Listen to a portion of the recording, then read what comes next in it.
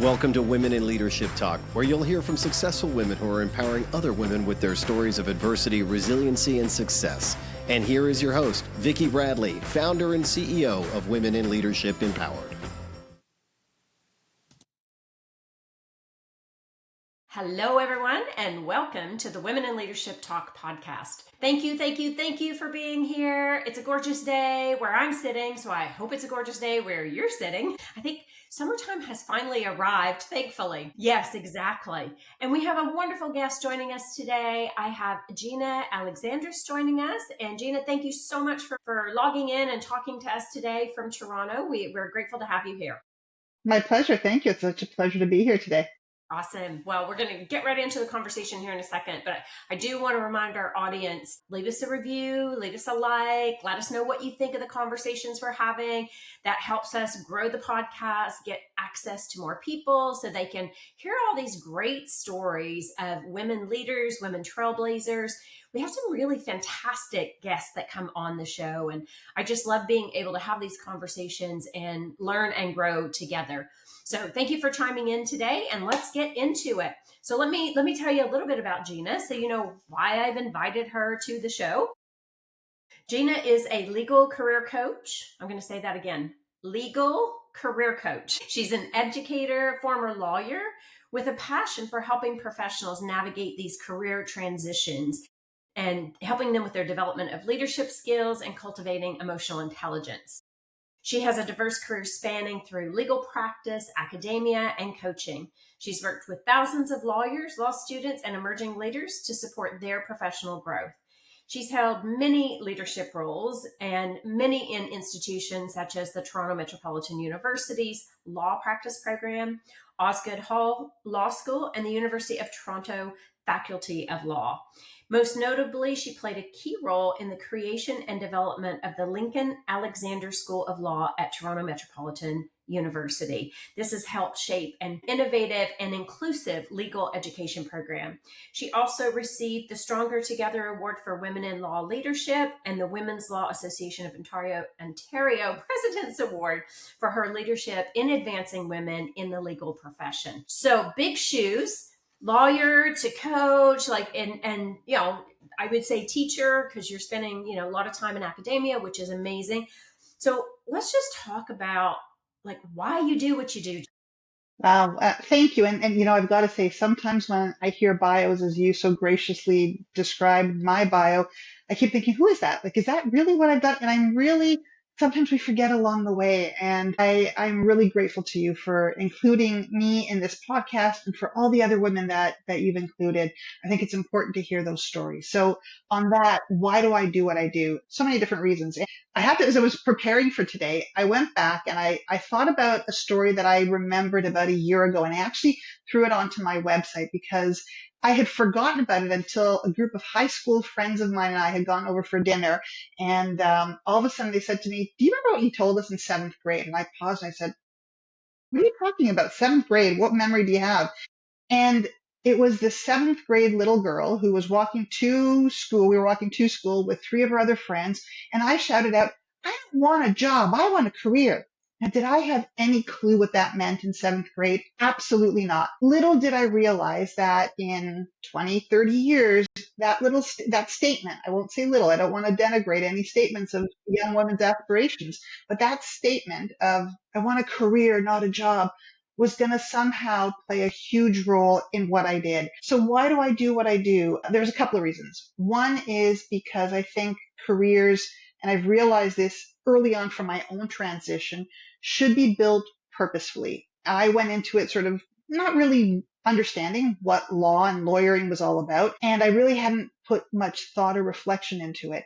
And when I was trying to figure out what I wanted to do when I was a lawyer, because it wasn't feeling right for me, I realized that being able to, in fact, reflect on it, think about it, and being purposeful with my intentional next steps was really important. And I took a bit of a pathway as you described, but that first instance for me when I received career coaching was so impactful that years later I'm full-time now a career coach for those who are in the profession. And the other thing two other aspects as I was going through my coach training that really, really resonated with me. One was the fact that, and we're talking about this later on, I know, but everybody's definition of success is so different. And I didn't want to be stuck in somebody else's definition of success. For a while I was. And I see Beautiful. so many of my clients that are always more worried about other people's definitions before they even think about what their own definition is. And lastly, this season, we're filming this in June, is one of my two favorite seasons of the year. So at this time, there are convocations, graduations, calls to the bar ceremonies, all those end of program ceremonies in education. And I realized when I was at Osgood and other people would say, oh God, here comes the convocation. Aren't you bored about doing this? I would love it. It would be something that I would really, really cherish. I would love celebrating other people. I would love celebrating the students who walked with us for 3 years in their journey or 4 years in their journey. Convocation, when I have the honor and privilege of sometimes being on the platform, my apologies, on the call to the bar, and see people get called to the bar in Ontario as lawyers and with their family and friends nearby. That to me made me realize that one of my true values is celebrating the successes of others and being able to share and shine a light on that. And I think that's why I do what I do. The definitions of success, helping people be purposeful and being able to celebrate them. When I went out on my own about 3 years ago, I was a little shy about this, and then I thought, to heck with it, I'm going to do it. I called myself the Chief Happiness Officer, the Chief Enthusiasm Officer, CEO.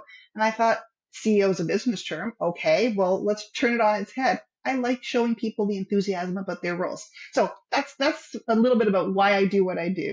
Oh, I love that. And I love the story you shared about being 7 years old and saying and identifying, because I mean, consciously you might not have been aware of the difference between a job and a career, but subconsciously, clearly you were already at that age.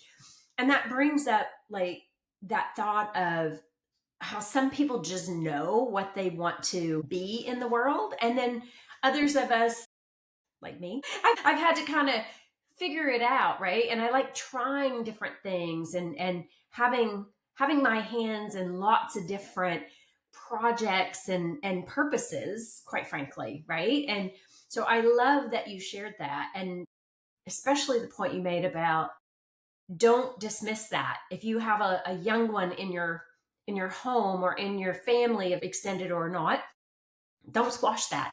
Encourage it, nurture it, because what do they think it means at that point in their life? I think that's beautiful.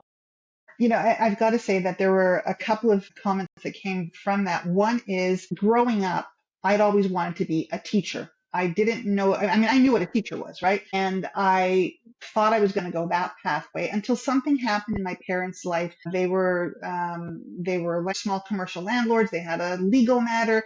The lawyer who was representing them would make my mother cry whenever we went to see him. And it was not even the other side. It was her own lawyer. And I thought, no, there is no way that I want people who are immigrants, who are different, who don't have the language or skill to be treated that way. I'm going to pivot and go into law. And so I pivoted and went into law. And then I enjoyed many aspects of it. But in my fourth year, I realized, what do I like to do? And the things that I was doing on the outside of the client work, I was teaching at a community college. I was helping to create programs for lawyers in our bar association. Those were where I got really jazzed.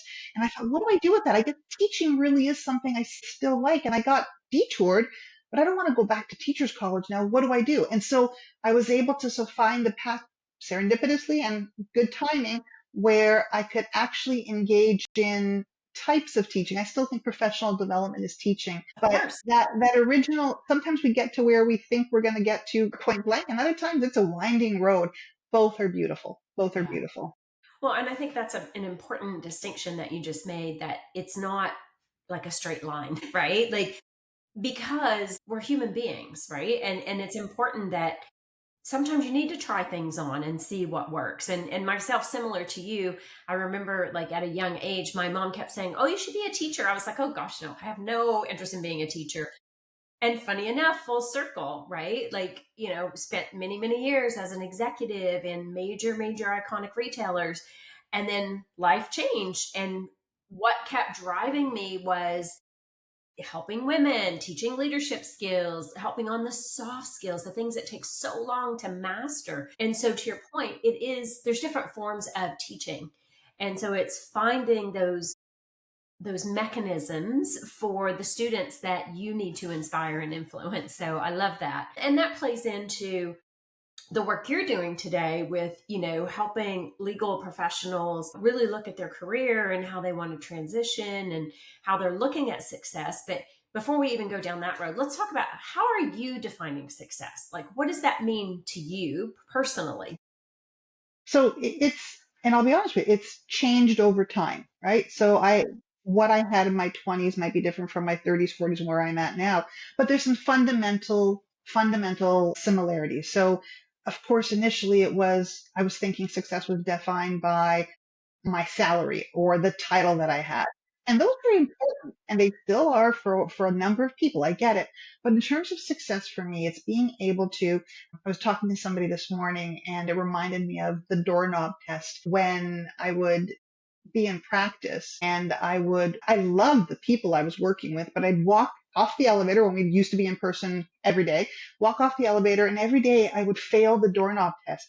When I enter the office door, I wouldn't feel excitement. I wouldn't feel fulfillment. And somebody had told me, my coach at that time, are you passing or failing the doorknob test? And that's always stuck. And success to me is being able to pass the doorknob test more days than not, because not every day is going to be a good day, right? But more days than not. And more than that, being able to feel, for me, success is being able to feel that I, knowingly or not, have made a difference in somebody's world. And I might not even realize it. And I had a really beautiful moment on the weekend. I was at a conference. I did a presentation on values leadership.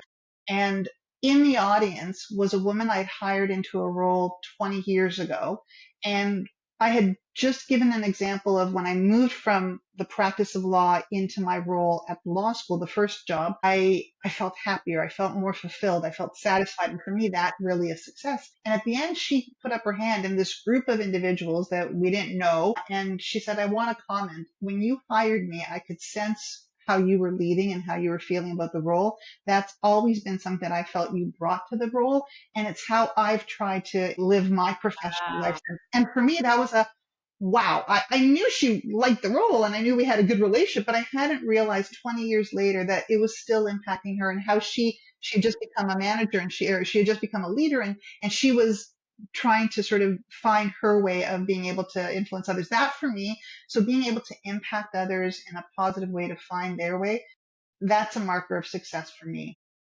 Love that. Love that. And I love what you said earlier about everybody defines success differently, right? And so you got to know deep down what's your true motivator, right? Because you're right, you can be influenced by what society says, thinks, what our parents say or think, what our partners say or think. But at the end of the day, it's really deep down what's driving you and how will you at the end of the day measure Gina, right? And not just your career, because there are many factors of, defining success. And sometimes we don't learn that until later in life when we make transitions, we make changes.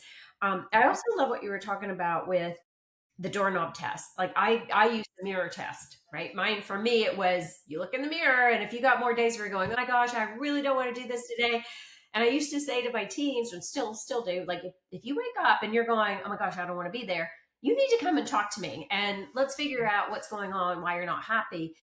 And let's see if we can help you find a way, right? Like, and maybe it's not staying with me. Maybe it's going to another organization, because we spend a lot of time at work, but it's not all that we are, right? So very true. And it's funny because when I was leading teams, I would frequently get people coming in almost nervous about, I'm looking for another job. We would have conversations beforehand, but if they get a job, I'm moving on. I'd say, good, because this is what you need to do to get to the next stage. And it's part of leadership, I think, is understanding that you're developing other beings. And sometimes what you have, you can offer that opportunity to develop, and other times you can't. They have to leave. I had to leave the different organizations that I was at to get to the next challenge that I wanted. And I couldn't have kept at it in the same organization, not by any fault of the individual, but just by nature of the work or the organizational structure for that matter. And so I always Other leaders would say to me, gosh, don't you hate it when people tell you they're leaving? No, I actually, again, it's that celebrate. I celebrate them. I celebrate unless there was something I did or if there was something that was wrong with, with the organization, then I'd feel a little nervous about it. But if it's because they're moving on to something that is better filling them, then absolutely it's something to cherish. Yeah, absolutely. Totally agree on that. So what are some of the things that you see with your clients on how they're defining success? Because we've got, people from 50 some countries listening into our conversation today. And I think it is important, like you've shared an example of what success is to you, but what are some of the things that you hear from your clients? Yeah, and it runs, a whole variety of things. So for some, as I mentioned early, what their paycheck looks like or what their income looks like is very critical. For others, it is the title that they have received. For others, it's the level of flexibility that they've been able to incorporate into their lives so that they could manage all aspects of their lives. For others, in terms of success, it's being recognized by something or someone that they hadn't expected to. For others, success comes with knowing that they have completed what they wanted to do and what they needed to do, sort of reaching those goals and being satisfied with that. And I think understanding we set goals, and I'm very much a person who sets goals, but at the same time, it's that journey. There's a great Greek poem that I love, but it talks about the journey, not just the destination. Understanding how you have navigated the journey along the way is really critical. For some, it's the end goal, and for others, it's that journey that really defines their success. I think in terms of success, some people also it's really hard not to look external. I'm going to, let's put that on the table. It's hard not to think about what others define or how others think of you or what you do. But when you can look internally and be satisfied with what's around you, what you've accomplished, what you have, how you feel about what you've accomplished. I think that's where success really comes from. And it means very many different things to different people. So I'll give you one example. I work with a lot of internationally trained lawyers. And many years ago when I was at U of T, we were doing information sessions about our program for internationally trained lawyers. And we'd have people come in from a host of different countries and their experiences were all quite different. And so when we started talking, the first time I had an open house and I was talking to the group, thoughtlessly, I'll confess now, I thoughtlessly said, so, there are different career paths. You can work in big firms, big law firms, small law firms, mid-sized law firms. And I didn't really I was thinking about that with my own lens, what it means to have a medium, small law firm in Toronto or in Ontario. And the second time, I sort of paused and I said to people, so let me ask you what you define as a big law firm, or without giving numbers to Toronto firms. Let me hear. And such a vast difference. For some, being at a big law firm meant being at a firm of 10.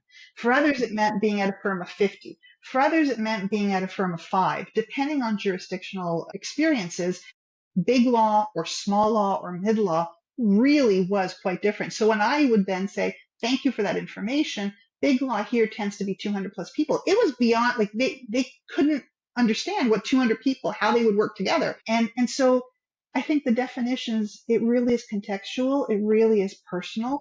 And we really, it's hard. Stop comparing ourselves to everybody else around us or who we read about or whatnot. And with social media, I know that's so much tougher, but that's one of the goals. Really reflect on what's important to you, what matters to you, and how you want to, at the end of the day, be able to wake up and look at the mirror and be able to say, it was a good job. It was a good day. It was a good career. It was a good activity that I participated in.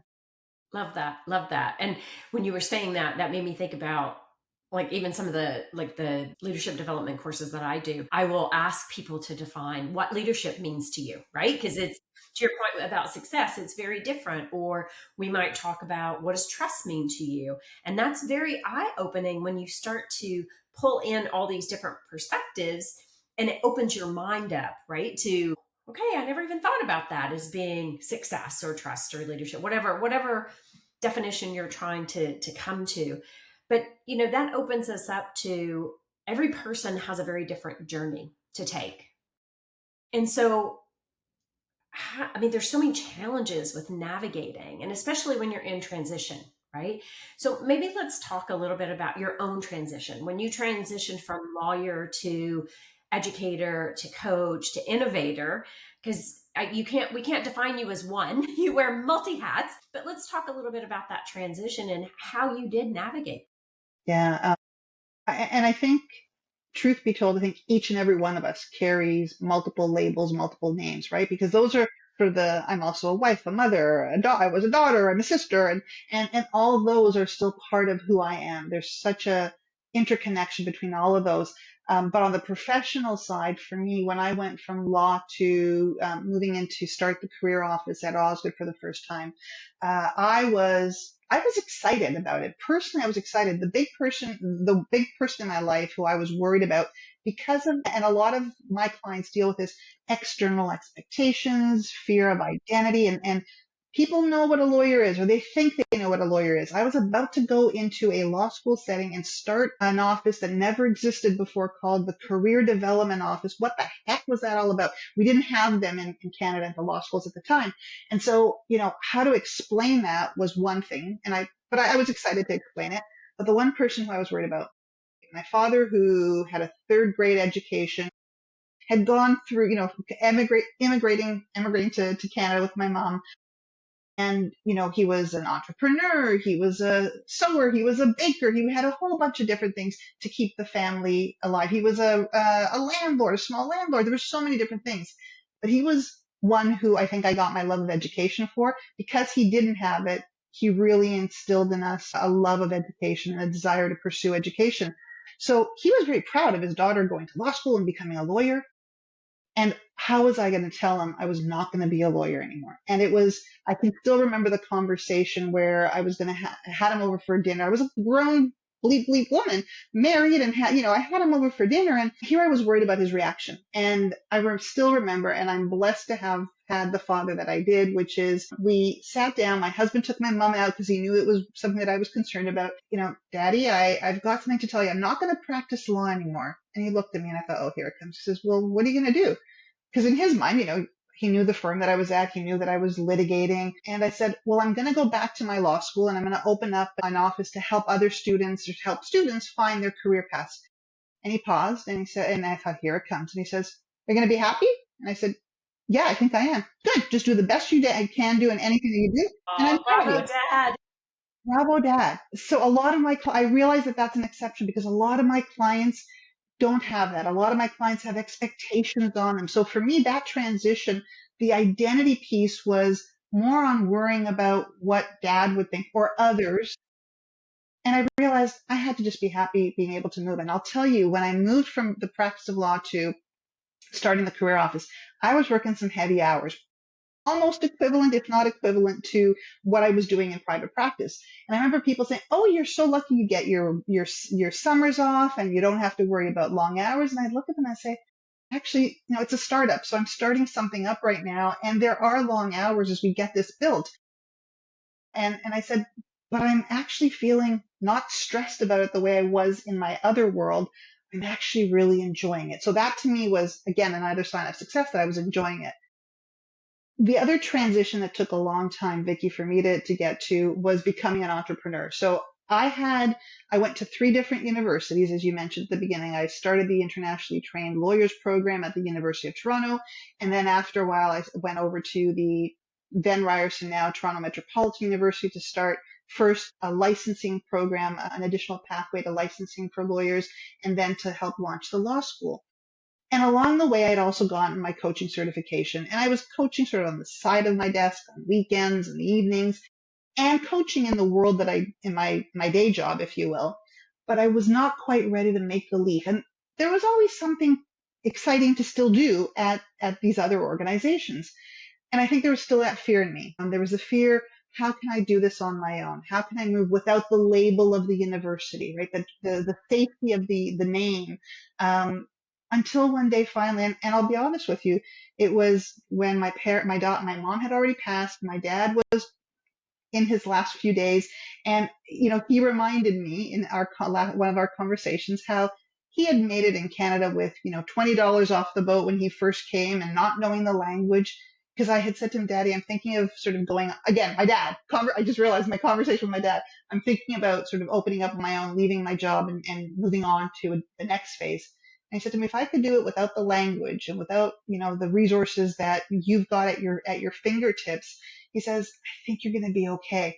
And that was the reality to me. I thought, you know what? He's right. I believe in yourself. So that lack of belief, or that self-doubt, those messages that we tell ourselves sometimes that stop us from those transitions are really hard. So the self-identity, the doubt/confidence that we have or don't have are two really important things. And I think being able to also understand that change is a process.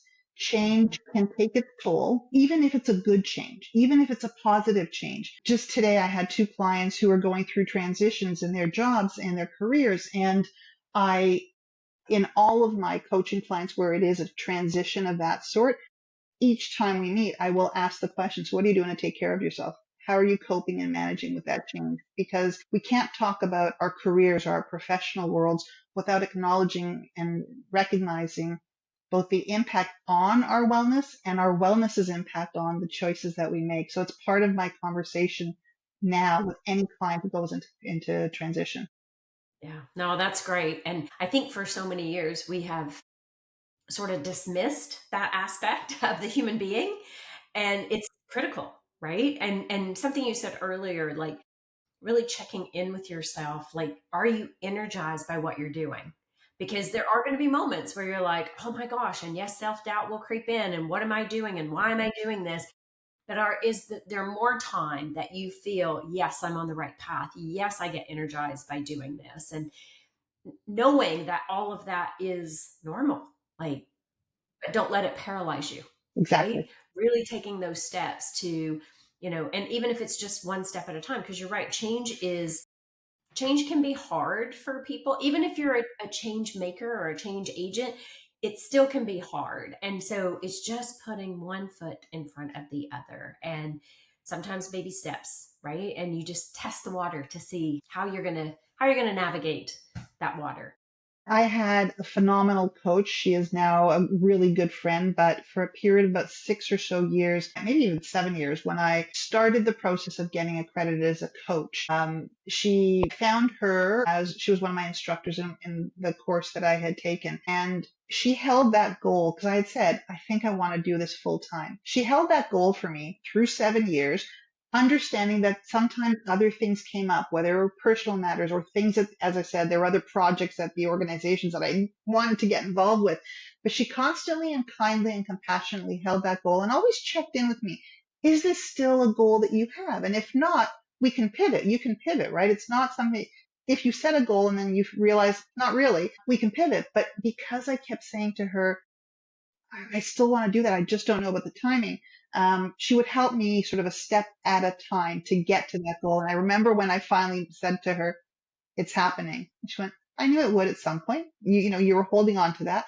But I had somebody who was also believing in that goal with me, to be able to champion me as I move forward with that.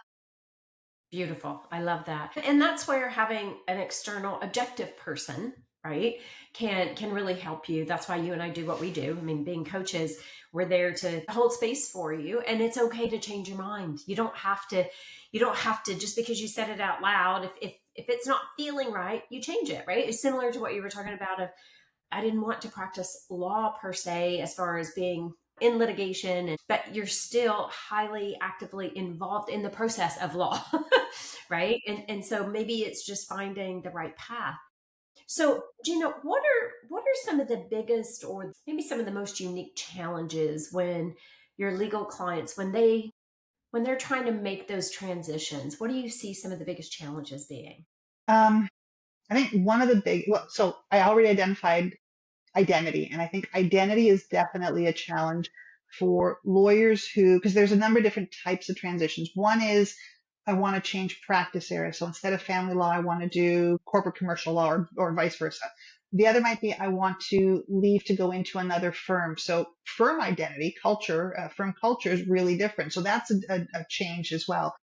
Other times they want to go from being a private practice lawyer, somebody in a firm, to working in-house or in government. And that's, again, a different mindset shift. And then I have those who don't want to be in law at all anymore and want to do something else. But what is that? What is it that they would look at? So your identity as a particular fill in the blank oftentimes is the one challenge. Then I think the other challenge that I see very frequently is are the stories that we tell ourselves about why we can't. So the finances and the reputation, the worry about again, I hate it. What will people think? And that's not something, it takes a while to get past that, but it's tied to identity. For But sure. can I go from being, in my case, I said a lawyer to this person who's starting this career office in legal education? But that's something that my clients are struggling with. And then the idea that if law, the misconception that anything else I choose will not be as financially rewarding. And I don't know how many conversations I've had where I've said one of two things. One, are you sure about that? Are you challenging? Let's challenge that. It might be an assumption, and you might actually find it's the other way, that if you find other things, you're actually going to grow in financial ways that you didn't expect. And other ways, I also would say, and why does that matter? Like, let's go through what's important to you of a certain financial income or financial adjustment. But that conversation we have to have, because I will always hear people say, I can't take a pay cut. Okay. A, why are you assuming it's going to be a pay cut? And B, if you can't, why not? Let's work that through. That and identity tend to be the two biggest challenges. And then the third I'll say is just being able to make the space to reflect, to do your research, to have the conversations, because lawyers are oftentimes really, really busy. And if they're not at burnout, or if they've burnt out, they need to sort of heal themselves first before they can start having these conversations. And we want to get to these thoughts before they burn out. And so being able to find time in their calendar that they're blocking to have these conversations and reflections is really critical. And so I think those are probably three of the bigger challenges that I see when my clients are coming to me saying, I need something else. I need to do something else. I don't know what it is. Help me figure that out. Yeah. Yeah. Well, and I love what you just shared there, because this is true. I mean, I work with a lot of clients as well that want to transition, or they're in toxic cultural environments, and that's not going to change, and their value system's not aligned.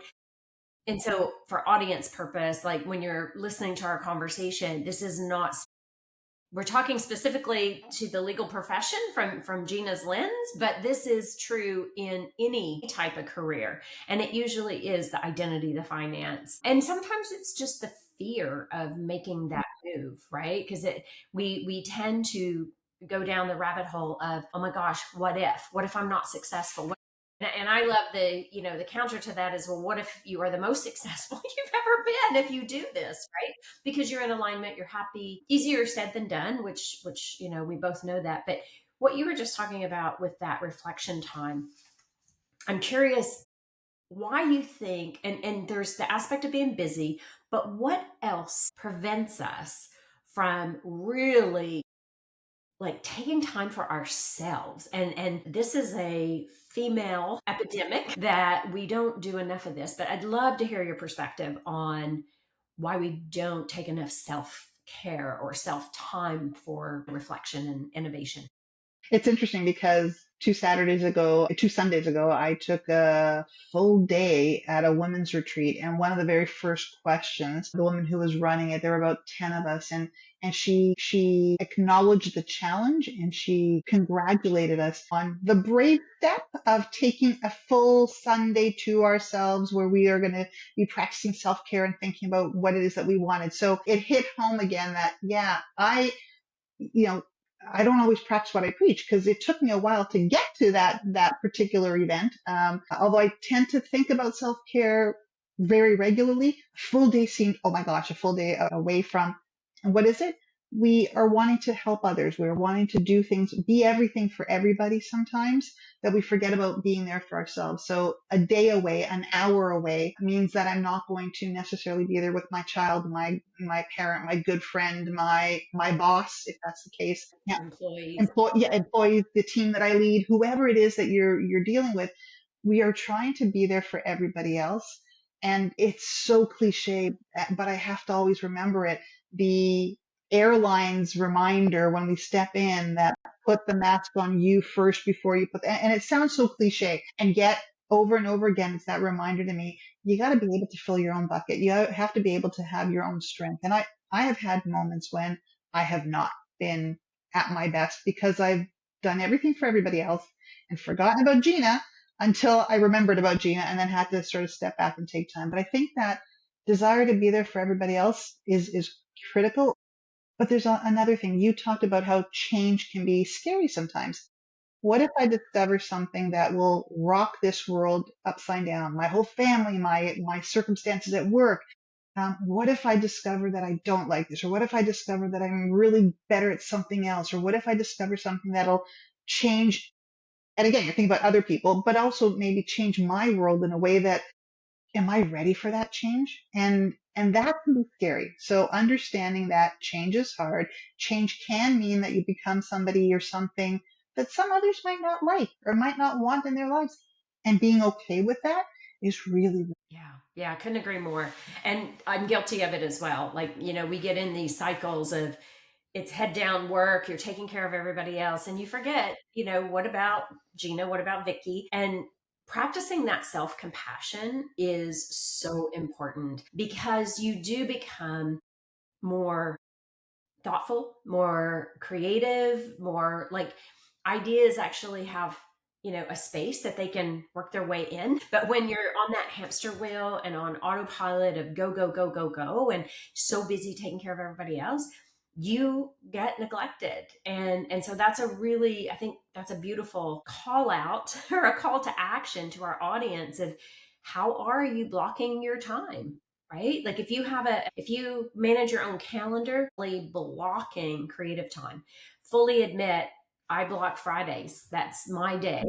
Like I will take, mid to afternoon. That is my time and it's for fun. And it's whatever, whether it's going for a walk in nature, going down to the beach and walk it, whatever. Right.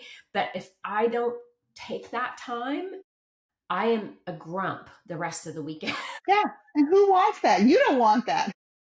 My kids don't want that. They're like, Mom, go do what you need to do. So I think that's a beautiful call out that you just made. So I'm looking at our time and I do want to ask you because, people are always asking me, oh, what's your favorite book, Vicki? What do you love to read? So I'd love to hear what's your favorite book, poem, and why? Yeah, no, I'm going to have to say there's two very quick answers to that. So one is on the professional side. I don't know if you know Susan Cain's Quiet. I refer people to Susan Cain's Quiet all the time. Her book is called Quiet. It came out, gosh, probably about 15 years ago now, but it's a constant. And she is a Wall Street lawyer who left Wall Street and became a not a journalist, but an author. And Quiet was a really good reminder for me. I have tendencies of being extroverted, and I live with a husband and a son who tend to be more introverted. Like we balance each other. But that book did two things. Number one, it reminded me, and I needed a reminder at that time. It reminded me that the world is made up of both, and the world is made up of the strength of introverts. And it was really useful for me. And I oftentimes refer to it to my lawyers, oftentimes who are introverted and worry that they can't make it in this world of loudness. And I pause and I send them Susan's materials. It also helps introverts respect themselves more, I think, or remind themselves that they have so much strength and power. So Quiet is one of my go-to books for the longest time. And for fun, I mean, Quiet's not that it's not for fun, but a couple of years ago, I was introduced to a South Asian American author by the name of Alka Joshi. I found a picture of her and she had these really cool glasses and she has short hair that she does in a really funky way. And there was just something about her being. She was a marketing executive who became an author in her 50 plus years. And there was just something about her picture. I thought, let me see what these books are about. She's done 4 books. I just ordered her 4th one right now, but The Henna Artist, Secret Keeper of Jaipur, The Perfumist of Paris, and 6 Days in Mumbai has just literally landed recently. And the reason I love her books is because in each of her books, well, in the 3 that I've read so far, I'm assuming the 4th, I'm hoping the 4th has this, there are strong female leads, strong female characters who challenge your normal thinking, who challenge some thinkings about what women can or cannot do. And she writes beautiful stories. And then there's art, or there's history, or there's perfumery involved. The music, it's just a beautiful series, and she writes so beautifully, and she transports me to India or to Paris in ways that I can't. Love it. Yeah, sometimes you need that escape. And Alka Joshi, if anybody has not read her books, please look her up. She's just a phenomenal individual. Oh, wow. Amazing. Amazing. So you got two great authors there. Well done. Thank you. So Gina, anything we haven't covered that you want to make sure our audience knows about? No, I mean, the one thing we haven't covered, one of the things I teach about is emotional intelligence, and what you are demonstrating, what you're doing demonstrates emotional intelligence. It's this very simply the concept that it's knowing about what we are feeling and acknowledging our emotions, and then being able to work with those emotions, but also recognizing what another person's emotions are about, and being able to fundamentally and strategically sort of think about how to build relationships using your emotional intelligence. And I've seen people with very poor emotional intelligence who are very bright individuals, but there's some work to be done. And those who succeed typically have a greater emotional intelligence about them. And I think whether you're in all professions, have relationships at their fundamental source. And I just love talking about EQ. So I'll leave it at that. But otherwise, we've covered so much, Vicki, and I'm so grateful to you for this time. Of course. No, that was great. That's such an important topic, the emotional intelligence. And I think it's actually its own recording, its own podcast, because there is so much to it about, the self-awareness, the self-regulation, understanding, yourself, know thyself, which is a famous, quote. And then knowing like what could others potentially be experiencing, because we make a lot of assumptions. And you mentioned that earlier in the conversation. What assumptions are we making? And that often is where I think the communication can break down, because we make assumptions that aren't always correct. Beautiful. That was a great conversation. So Gina, if we have some lawyers out there around the world, because you do focus on international law, how can they find you? Easy, GinaAlexandris.com. So on my website, on LinkedIn, and I'm on Instagram as well, but typically it's my website or LinkedIn where they can really get a hold of me more than anywhere else. Amazing. Well, thank you so much for joining us today. I'm super grateful for the conversation and, just talking about how we identify with things and things that we can do to calm that and take and reflect for ourselves and create that space for ourselves for more innovation, more creation, but just even the quiet. Like I loved that you shared that book. I just finished reading one called The Quiet Burn from Lynn Blades, which is also quite remarkable and just talks about, how to identify that burnout before we get there, which is super important. Yeah. And let me thank our audience for being here with us today. We are so grateful that you're joining us from all around the world. So thank you for that. And please do, as I asked earlier, leave us a little like so that we get more people listening and watching, because if you're watching on video, you can see us on YouTube or on our website. And we have our gift for you. If this is your first time chiming in to WIL Empowered or the Women in Leadership Talk podcast, you can visit us at WIL Empowered. That's 1L. And we have a free mini course, which is 2 free video learnings that you can take advantage of. So visit our website at WIL Empowered and check out that mini course. So thank you, everyone. And we look forward to seeing you at the next Women in Leadership Talk podcast. Take care, everyone. Thank you for joining us for WIL Talk, sponsored by Women in Leadership Empowered. To learn more about our programs, please visit www.wilempowered.com. We look forward to seeing you in our community.